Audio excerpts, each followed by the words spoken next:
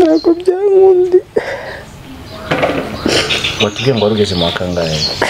Nari ndangije uwa gatatu ngiye mu wa kane. Mu wa kane segonderi. N'ubundi ariko ubuzima bwageze aho buba bubi tugasibira, njye n'abavandimwe banjye harimo n'abandi bagiye bacikiza amashuri kubera ibibazo by'umuryango. Ngo urangije kwiga? Oya. Nyine kubera ubwo buzima byarangiye nyine byanze. Washatse umugabo warataye ishuri? Yego. Wataye ishuri ufite imyaka ingahe? Nyine nicyo gihe. Ufite imyaka 17? Yego. Mu kwihangana. Ubuzima bwaranze nyine. Ndashaka. Ku myaka 17? Yego. Mfite 17. Ni nabwo nashatse. Washatse umugabo ufite imyaka 17? Yego. Ushaka abana n'abagabo. Yawe.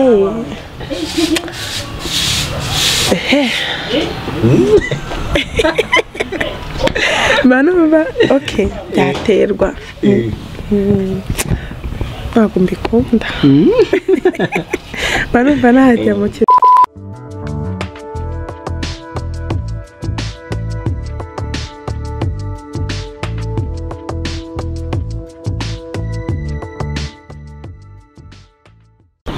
Twongeye kubasuhuza inshuti bakunzi ba Iris Rwanda TV aho muri hirya no hino mu gihugu, abari mu majyepfo, amajyaruguru, iburasirazuba n'iburengera ryabwo, mu mujyi wa Kigali mugira amahoro y'Imana.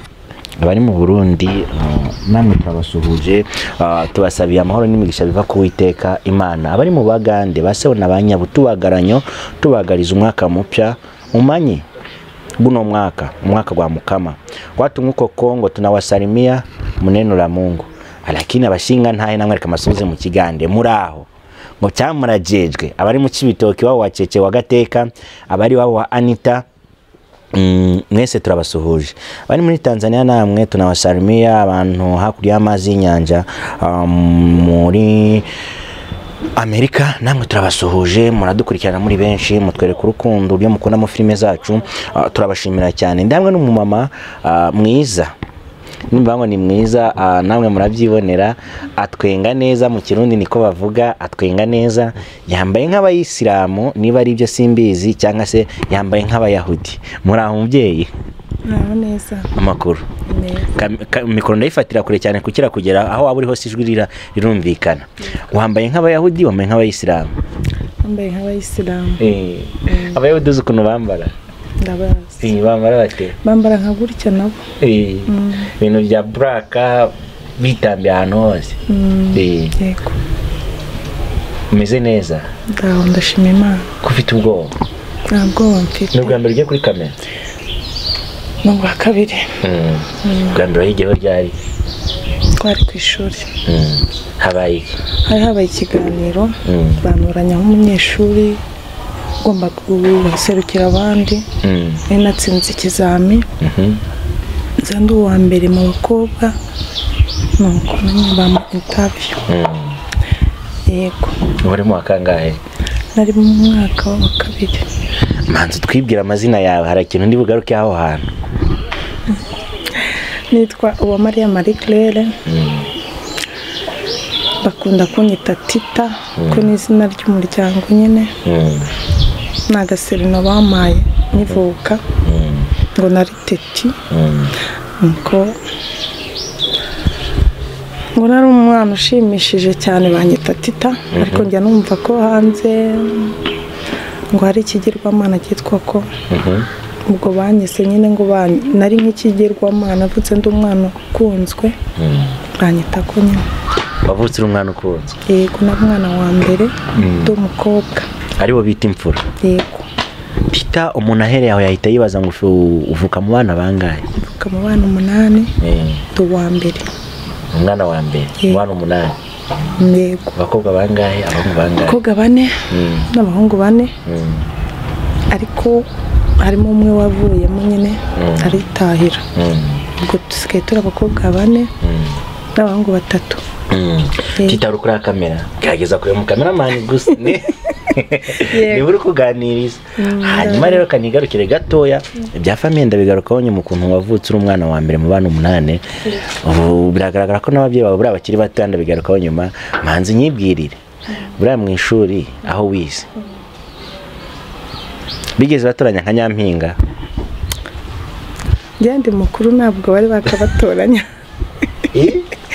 narabitinyaga ntago nkunda kwipresenta ubundi mu buzima busanzwe ntago mbikunda ntago wirebaga se ngo uvuge uti ninjye mwiza mu kigo oya nta muntu wimenya ugereranije n'abantu bari mu kigo oya ntago ibyo njya mbireba ngewe umuntu hari urwego umuntu yifata ntabwo ibyo njya mbigendaho ngo mbirebeho umuntu yakwibaza ngo Tita ni umumama w'imyaka ingahe njyewe ndi uwo muri 82 30 na yego acyari muto ndakuze ndi kuza naje ndi hafi mfite n'abana bakuru cyane ntabwo nabandi muto mfite abana bakuru hanyuma Tita mu bana cyangwa se mu bana 8 uvukamo 4 b'abahungu na 4 b'abakobwa niwe mwana wakunze muri famille yawe mu bana muvukana ukamukunda cyane bose ndabakunda cyane cyane pe nawe ntoranye bose ndabakunda mu bahungu kunane cyane ahubwo uvuga ngo hari uwo dusabana cyane bo musabana cyane yego yitwa Mbarushimana Alexis ni n'umuhanzi yitwa Direx mu izina ry'ubuhanzi yego ni umudije ubwo nane ukunda cyane turakundana oya hari ukuntu okay ntago twangana ariko hari uwo musabana cyane kuko nyine ni uko nguko bimeze dusa n'abasabana cyane mbese urukundo turakundana ariko nyine dusa n'abahuza cyane muri make turuzuzanya hanyuma Titi ni Tita mu bana 8 papa na mama papa wangana iki na mama wangana iki ubaheruka ryari ejo bundi twari kumwe mu ntangiriro z'umwaka narabasuye yego gusura papa na mama yego buri wese musura ukwe ntago babana kubera iki papa na mama batabaje baratandukanye byo muri iki gihe nyine ntago bahuje nyine hajemo ibibazo kandi ntago wakwinjira mu by'ababyeyi cyane birashoboka tukarya ubona byanze nyine Imana ikabyemera bikaba hashize imyaka ingahe batandukanye ni myinshi cyane 20 umuntu yakwibaza se birashoboka ko abantu babyarana n'abantu 8 nyuma aho bagatandukana yego birashoboka cyane harya biba kwihangana hari igihe bigeraho bikanga umwana w'imfura mu rugo ubona icyatandukanyije papa na mama uri mukuru cyaratewe n'iki habayemo ibintu byo kudahuza nyine n'ifuha ryajemo niko nabyita ngewe ari ndufuhira undi sinabyita ikira papa wanjye yarafataga cyane mama akihangana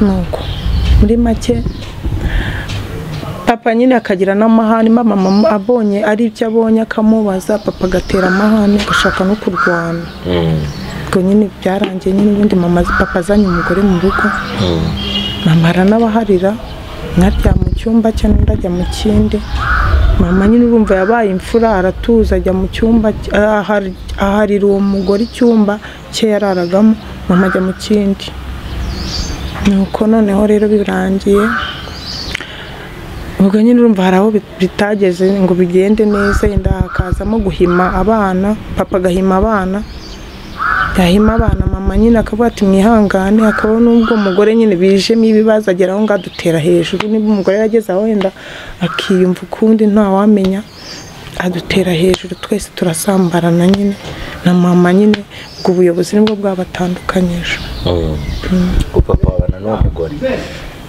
ntabwo mbizi ntabwo navuga ngo niyo babana ko nyuma yaho hari nyine nagiye numva hari abandi ariko banza ari ubu ngubu bari kumwe ntawamenya. Ni ukuvuga ngo papa wawe yatandukanye na mama wawe bamaze kubyara imbyaro 9 8. Bivuze ngo papa wawe afite abandi bana ku ruhande. Yego. Wari ufite imyaka ingahe batandukana? Mfite 17. Ni nabwo nashatse. Washatse umugabo ufite imyaka 17? Yego. Urangije kwiga? Oya. Nyine kubera ubwo buzima byarangiye nyine byanze. Washatse umugabo warataye ishuri? Yego. Wataye ishuri ufite imyaka ingahe? Nyine nicyo gihe. Ufite imyaka 17? Yego. Kwihangana. Ubuzima bwaranze nyine. Ndashaka. Ku myaka 17? Yego. Ubwo byara umwana wa mbere ufite ingahe? 18.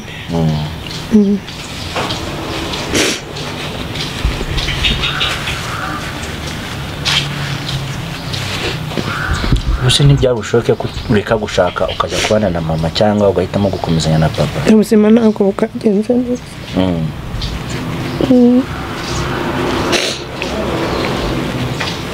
Munyihanganire. Nta kibazo. Ni ukwihangana mwese niko bimera. Ikintu kiba kindiza nuko nakundaga ishuri.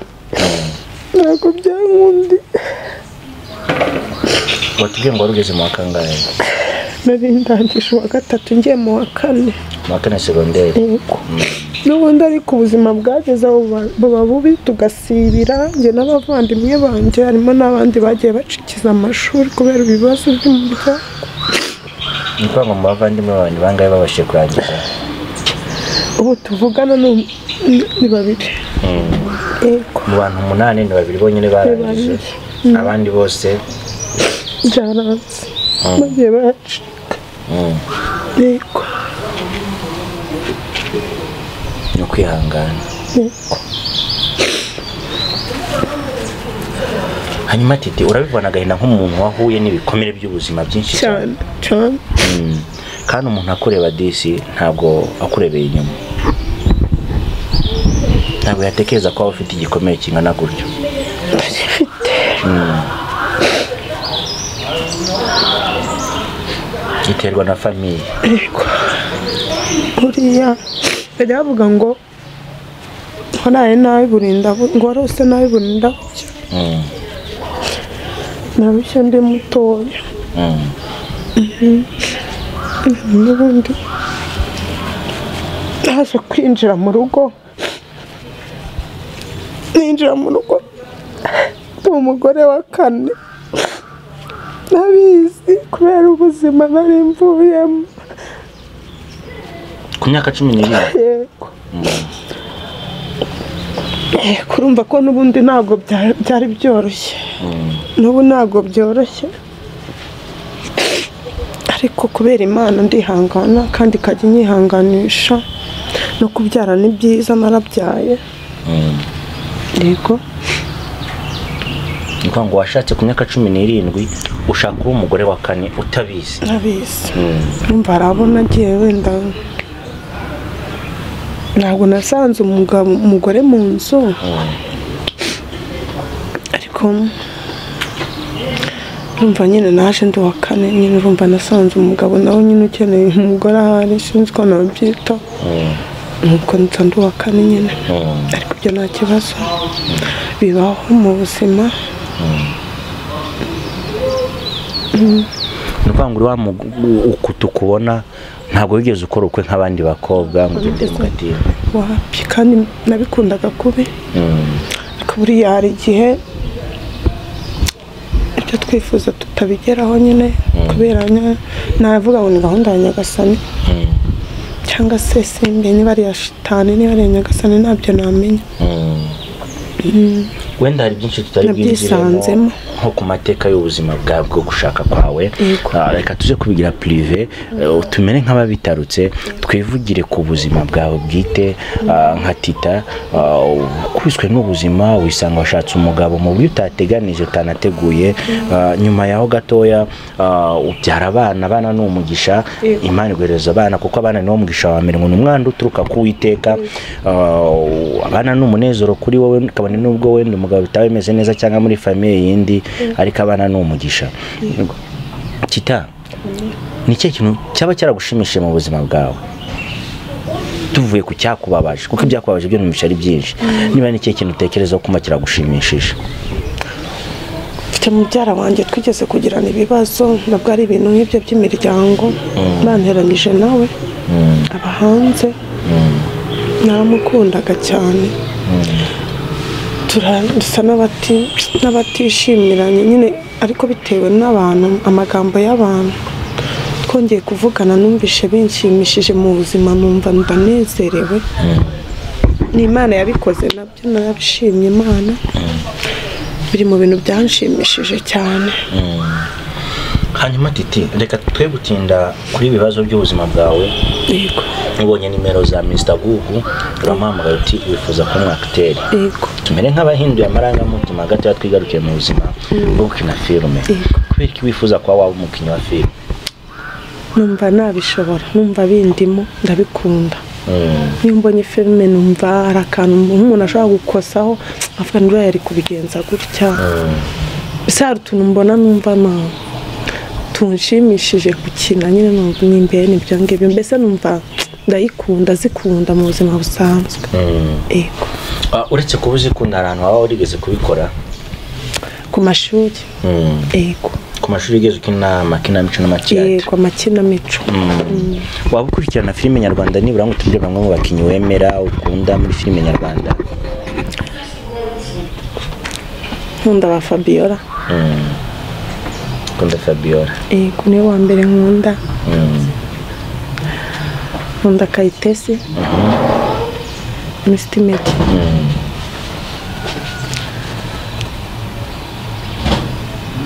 Birancitse, mwihangane. Uba wumva nka role wakina neza ari iyi? Y'ububyeyi. Y'ububyeyi numva yanshimisha, ariko nta mico mibi. Ndimo ndaha abantu uburere bwiza, ndabagira inama, cyangwa abantu runaka n'abagabo nabagira inama ko ari byo nzi, bene ibyo mbe numva binshimishije, mbese numva bimbamo. Yego, n'ibintu byo nkunda Imana mu buzima busanzwe, nkunda Imana.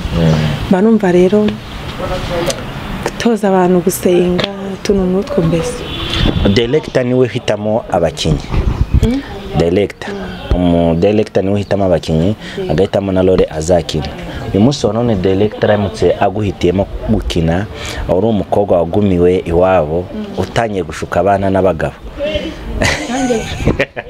Gushuka abana n'abagabo? Yewe.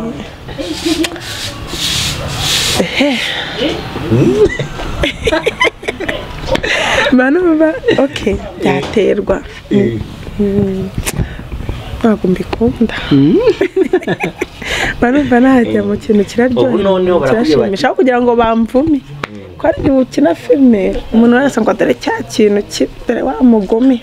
Barakubwiye bati umwana. Tita, ugiye kwakitinga tugaye se, ugiye kwakitinga uri gutereta umwana w'imyaka 27, ufite imyaka 40, umusaye ko mubana. Tugiye kubara 1 2 3 action, dutangire. Tugiye gukina, tugiye kwakitinga. Iwe si umwamba bari.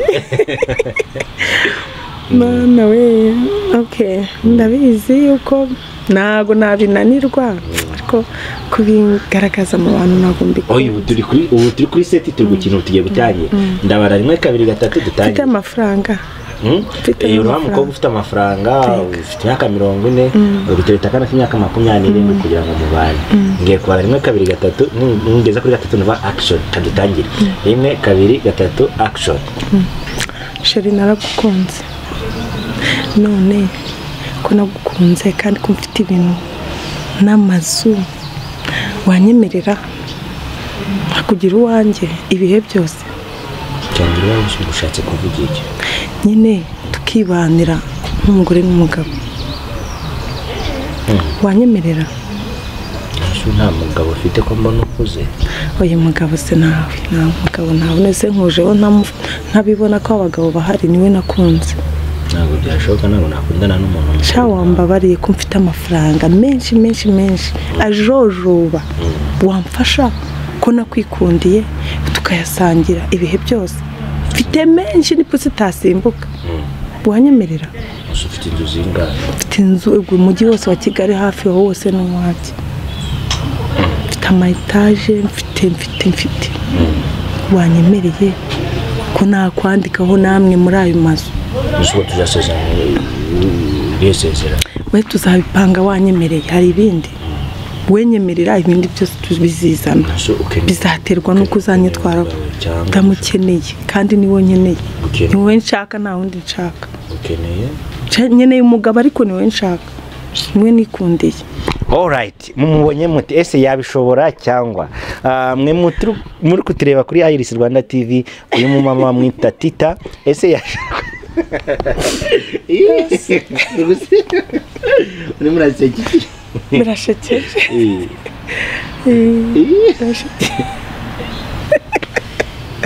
mani mbaharire we okay urugusaba Imana imbabazi kandi abayisilamu ntibemera Imana aha njye nemera Imana cyane mu buryo budasanzwe Imana yankoreye ibintu byinshi cyane birenze ko umwana w'umuntu atekereza nose uri umuyisilamu iryo ni ibanga ryanjye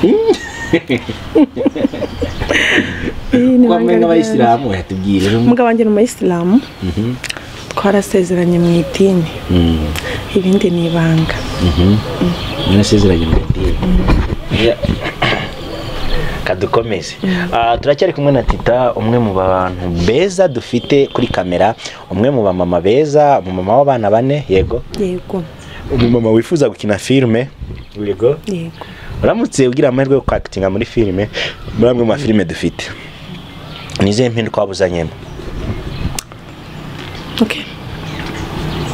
hari ukuntu abantu bakina ariko nk'abo muri kumwe ukagera ukabegera ukabwita rero tifuza ko waza ejo hazaza waba umwe muri aba bantu bafite iterambere yego ikindi ndumva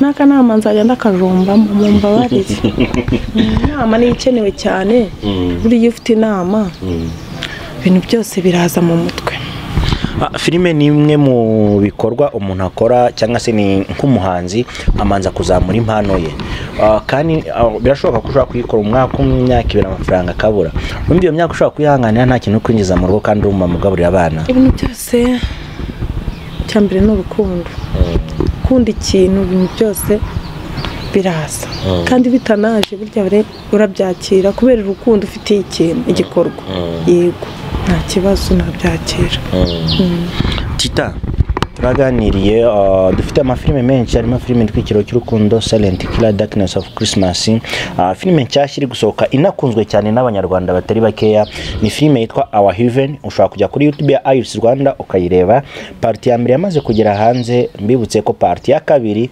nanze kuyishyira hanze kubera impamvu ntarabona 10k ntabwo nshaka kubikora mbibutse ko knowledge is power ubwenge n'imbaraga cyangwa se ubwenge ni igikenya mudusure kuri Iris Rwanda TV mukurikirana ibiganiro byacu bitandukanye ya Facebook Instagram n'ahandi hose ariko kandi ukeneye kugubwa neza gana Lipia Restaurant herereye mu mujyi imbere ya ADPR Muhoza gana Susa Garden ni restaurant iherereye ikajyana na jardin nziza iherereye muri Susa hepfo ngiyo ukeneye kuhagana duhamagare kuri nimero ziri hasi dufite Urugano Virunga Palace iherereye mu Kizungu. Ukeneye kuryama, ukeneye aho gukorera ukwezi kwa buki, naho ngaho nyine tugane kugira ngo twakirane yombi. Uzahasanga bamwe mu bakinnyi ba filime Ikiro cy'urukundo kugira ngo bagufashe kuruhuka no kugubwa neza. Ahandi wadusanga ni kuri BNB Grace Bed and Breakfast, nayo iherereye mu Kizungu, naho hepfo nyine nuko nguko, aho uzashima naho ngaho. Ukeneye kwigisha umwana wawe ahantu heza, tugane kuri Kingdom School na Wisdom School.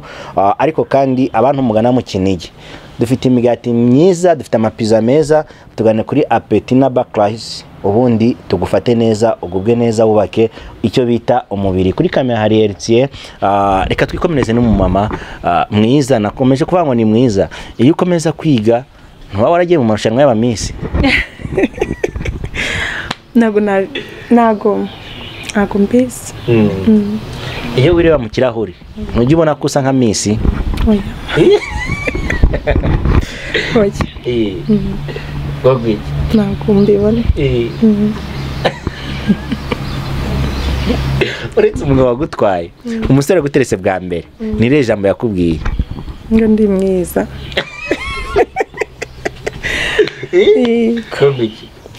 Nyine yarabimbwiye. Ndashaka kubisubiramo. Uvuga ngo umusore wanteretse bwa mbere yarambwiye ngo ndi mwiza. Yego. Ibyagenze ngo yarambwiye ngo ndi mwiza, arankunda. Inde?